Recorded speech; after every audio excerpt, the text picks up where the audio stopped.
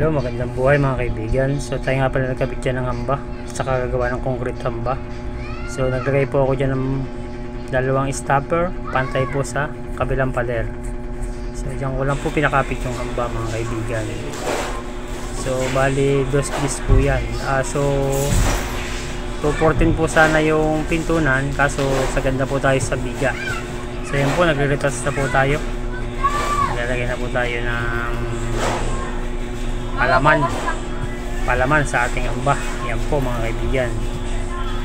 So yan po ay nasa kulog, tigkabilang side po yan mga kaibigan. So yan, nagpiaghalo nga pala tayo dyan ni Ronnie Boy. Shoutout sa'yo Ronnie Boy. Piaghalo nga pala tayo dyan saka si Daniel.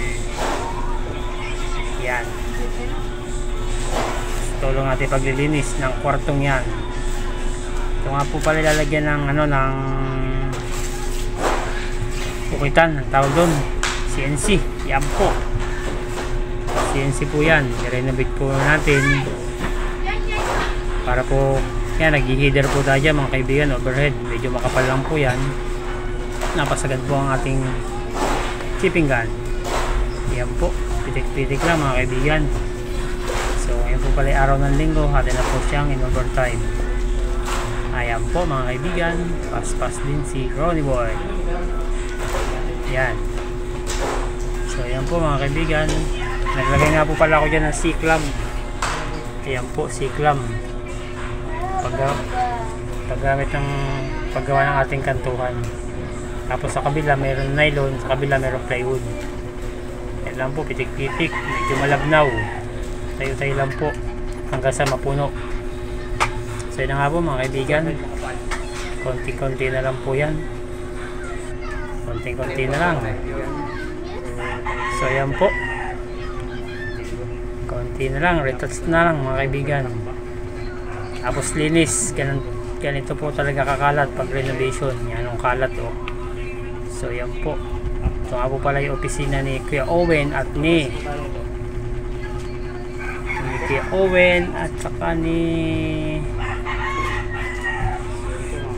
Kuya Romel. Shoutout po sa inyo dahil makalat ng inyong opisina. Ayan po, ayan po.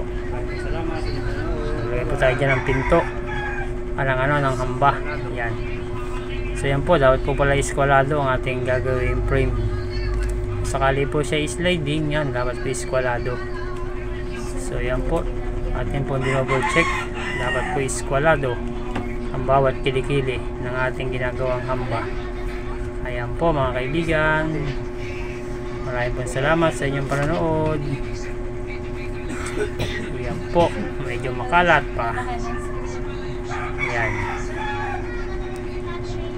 So ayan po mga kaibigan, ang ating accomplishment ngayong araw. So ayan po, kanto na rin po natin siya. Ayan, naglinis na rin po tayo. Ayan, medyo malinis na, konting linis-linis na lang yan. So ayan po mga kaibigan, ang ating nagawa. So po kayo magsawang manood ng aking mga video. Maraming pong salamat sa inyo. Bye bye. Ayan po mga kaibigan, no? Double check po natin ang eskwalado. Yan, eskwalado ang bawat kilikili po. Ayan po, double check, dapat eskwalado.